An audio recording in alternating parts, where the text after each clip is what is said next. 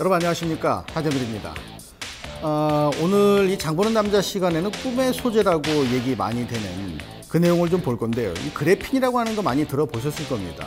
뭐 사실 이 시장의 존재 가치를 드러낸 건 한 10년 정도밖에 안 됩니다만 이 증권시장에서 많이 언급되는 부분이죠. 이 꿈의 소재에 대한 부분이 지금 현재 그 외국과 우리가 조금 달리 방향을 잡고 있어서 이런 부분 좀 체크를 좀 해드리려고 장보는 남자 시간 오늘 확인을 좀 해보도록 하겠습니다. 자, 어떤 보도 내용부터 있는지 확인을 좀 하고 진행을 하도록 하겠습니다. 자, 그래핀이라고 하는 것은 아시는 대로 이게 그 꿈의 소재라고 하는 건데, 국내 그래핀 상용화는 지금 현재 타이틀 위에 달려있는 것처럼 주춤한 모습을 보이는데, 외국의 업체들은 이미 상용화의 탄력을 받고 있다 이렇게 나오니까 우리하고 거리가 벌써 많이 멀어졌을 것 같은 그런 느낌이 확 와닿는 거죠. 이 그래핀의 상용화가 외국에서는 제품으로 쏟아지고 있는데 우리는 아직 답보 상태에서 원천 기술은 많이 확보해 놓고 있는데, 실질적으로 그래요. 원천 기술은 많거든요. 근데 이걸 원천 기술을 가지고 시장을 선점해야지 경제적인 효과가 있는 거죠. 그죠? 근데 그런 부분이 지금 안 되고 있는 상황인데, 이렇게 돼 있는 상황이 계속 된다면 뭐 나중에 우리나라가 또 이 IT 시장에서의 아주 강력한 힘을 발휘했던 것, 그런 것을 연결시키는 고리를 스스로 끊어버리는 그런 결과가 될 수도 있단 말이죠. 그래서 이 내용을 오늘 좀 짚어보도록 하겠습니다. 자, 그러면은 그래핀이라는 게 도대체 무엇인가 하는 것부터 좀 체크를 해봐야 되겠죠. 이 그래핀은 앞서 말씀드린 대로 꿈의 물질이다, 꿈의 소재다 이렇게 평가되고 언급되고 있는 부분입니다. 자, 가만히 보시게 되면은 2010년에 노벨 물리학상을 받을 때 사용된 부분인데요. 그래핀은 두께가 대략 한 0.2 나노미터 정도 되게 나노밀이 되기 때문에 엄청 작습니다만은, 이 엄청 작은 게 우리가 알고 있는 시장으로 나온 게 2004년에 발견돼서 그걸 이제 실질적으로 현재 우리가 활용할 수 있는 시점으로 들어가는 단초를 제공했기 때문에 불과 10년밖에 되지 않았습니다. 이게 어디서 나온 거냐면, 아시는 대로 우리 그 연필 속에 있는 흑연, 거기서부터 이제 그 도출되는 부분인데, 이게 실질적으로 어디에 사용되는지를 보신다면 우리가 생활에서 뭐 밀접하게 쓰는 것보다 우리 생활을 한 단계 스마트업 시키는 그런 쪽에다가 집중적으로 사용되는 물질이다라고 보실 수 있는데요. 어떤 모양을 가지고 있냐면요. 뭐 이건 실질적으로 뭐 우리가 눈으로 볼 수는 없습니다만, 이러한 모양새를, 이거 우리가 이제 사람도 DNA 구조가 있잖아요. 이것도 마찬가지 그래핀의 DNA를 보게 되면 뭐 이런 식으로 됐을 거다라고 지금 확인되고 있는 부분인데, 이러한 그 그래핀이라고 하는 것이 어디에 사용되는지를 다음 화면에 좀 보도록 하겠습니다. 이 그래핀의 소재를 응용해서 우리가 쓸 수 있는 것은 뭐 실질적으로 우리 지금 사용되고 있는 자동차, 항공기, 뭐 스마트폰 모든 것에다 이게 다 들어갑니다. 또 뭐 앞으로 자동차에 이제 그런 것들이 본격화되겠습니다만 2차 전지나 또 태양 전지까지 포함해서 산업화되면서 집중적으로 고도화되고 있는 부분엔 몽땅 다 사용되고 있다, 사용될 수 있다, 뭐 이렇게 보신다면 틀린 표현이 아닐 거라는 얘기죠. 그럼 조금 자세하게 그 내용을 다음 페이지에서 좀 보도록 하겠습니다. 자, 여기 가만히 보시게 되면 우리가 오른쪽에 에너지용 전극이라고 하는 것에 보면 태양전지, 2차 전지, 연료전지 여기에 몽땅 다 들어간다라고 표시가 되죠. 사용되고 있다라는 게 표시가 되는데, 지금 이제 우리 반도체라고 하는 것에 사용되는 것도 이걸로 대체가 된단 말이죠. 왼쪽 아래에 있는 차세대 반도체, 뭐 초고속 트랜지스터, 뭐 이런 쪽에 사용될 수 있다라고 하는 것을 보면은 단가는 떨어질 거고 속도는 훨씬 더 강해질 거고 집중력은 커질 거다라면은 그래핀은 분명히 사용이 되겠죠.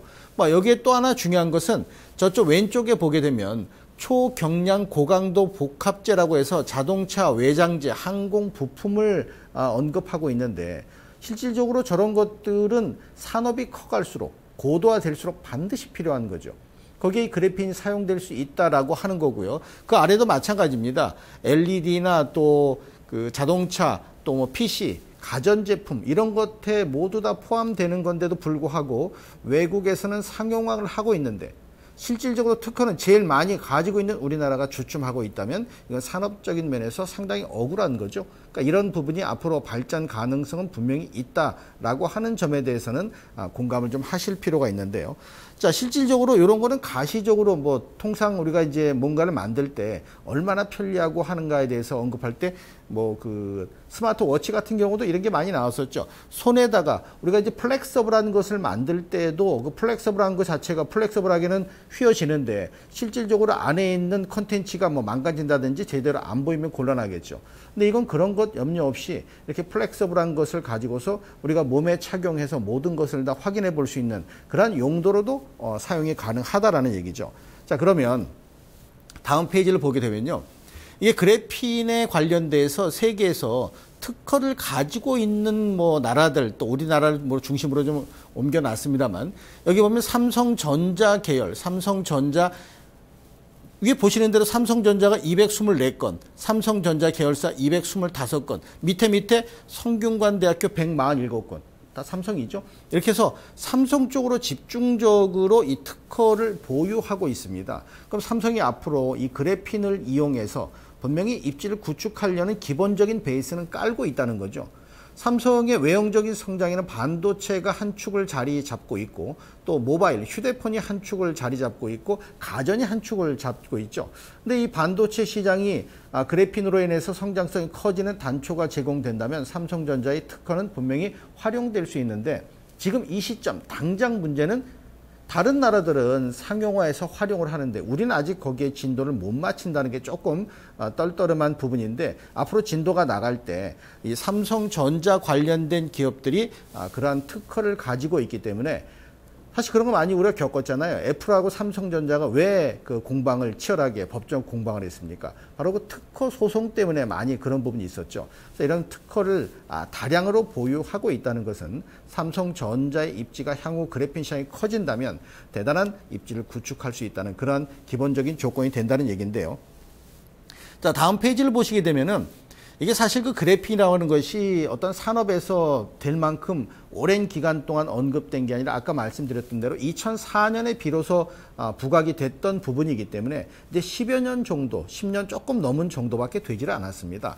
그래서 어떤 기업들보다는 연구기관, 학교 같은 연구기관에서 대학 같은 곳에서 실질적으로 특허를 많이 보유하고 있는데 특허 출원 건수를 보면 한국이 134건, 중국은 이제 저장대, 칭화대, 뭐 유명한 대학이죠. 합해서 한 190건 정도 되는 거고요. 그다음 미국 또 영국 이렇게 나눠져 있는데 압도적으로 우리나라 그 대학이 특허 출원 건수가 높죠. 이건 이제 물론 이제 삼성전자와 연결이 돼 있다라고 보시면 되겠는데, 그래서 그래핀 시장에 대해서 뭐 성장성에는 글로벌 시장에서도 마찬가지고 또 우리나라만 놓고 보더라도 삼성전자의 입지가 커질 수 있는 기본적인 조건은 충분히 갖춰져 있다. 다만 이 기본적인 조건이 갖춰져 있는 것하고 상용화해서 시장을 선점하는 것하고는 분명히 다른 부분이라는 것을 꼭 기억을 하셔야 된다는 얘기고요. 자, 그러면 다음 페이지에 한 가지 더 중요한 내용을 좀 설명을 드리겠습니다. 우리 탄소 나노튜브라고 들어보셨죠? 이 탄소 나노튜브도 엄청나게 새로운 신물질로 각광받은 게 불과 몇 년 전입니다. 근데 이제 이런 것을 치고 나갈 새로운 신물질이 개발이 돼 있다는 거죠. 탄소 나노튜브하고 차이점이 뭐냐면은 탄소 나노튜브는 사실 그 전기를 우리가 그 옮길 때 구리선으로 해서 전기를 옮기는 게 가장 전도가 높으니까 구리를 많이 사용하죠. 탄소 나노튜브는 그 전도력이 구리하고 비슷합니다. 근데 지금 말씀드린 그래핀은 구리의 100배 정도의 속도를 가지고 있다는 거죠. 열 전도율이. 그러니까 엄청난 전도율을 가지고 있는 것도 있지만은 앞서 자동차나 또 항공기에 관련된 부분을 말씀드렸죠. 강도를 보면 탄소 나노튜브는 강철의 100배 정도. 근데 그래핀은 강철의 200배 정도이기 때문에 탄소 나노튜브보다 2배 이상 높은 강도를 가지고 있고요. 그 다음에 이 플렉서블한 부분에 활용되는 부분을 보더라도 늘리거나 구부려도 전혀 정기적인 성향이 변하지 않는 그러한 모습을 가지고 있는 종목으로 가지고 있는 그러한 물질이기 때문에 향후 성장성에 대한 기대감은 있는데 아직 우리 시장에서 본격화되지 않았다는 점만 조금 떨떠름하다는 얘기죠. 어떤 종목들이 이러한 부류에 속해 있는지는 앞서 말씀드린 삼성전자가 당연히 대장으로 속해 있을 겁니다만 몇 개 간략하게 종목을 보도록 하겠습니다.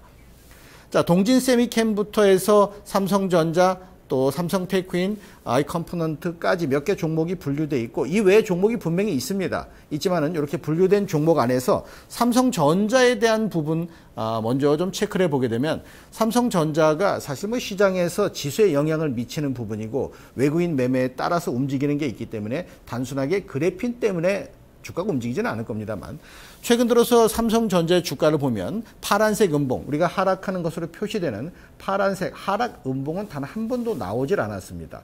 근데 오늘 그래핀에 관련된 부분으로 연결을 시켜본다면 앞으로 성장성에 대한 부분의 한 축이 그대로 남아 있다는 거. 이게 성장성의 중요한 근간이 될 수 있다는 점을 체크를 꼭 하셔야 되겠고요. 두 번째 종목 하나 더 보게 되면 이거 아이컴포넌트란 종목입니다만 아이컴포넌트는 주가가 현재 바닥권에 내려서 있는 모습인데 물론 지금 이 그래핀이라고 하는 것에 연결되어 있는 종목으로서만 설명을 드립니다만은 따라서 앞으로 그래핀에 대한 부분이 시장의 화두가 된다든지 또 주가에 영향을 미치는 강력한 모멘텀으로 자리를 잡게 되면은 이들 종목에 대해서 수급적인 면을 체크해서 꼭 한번 주목을 하실 필요가 있다. 이렇게 오늘 그래핀에 대한 내용을 가지고 시장을 봐드렸습니다. 여기까지 진행하도록 하겠습니다. 감사합니다.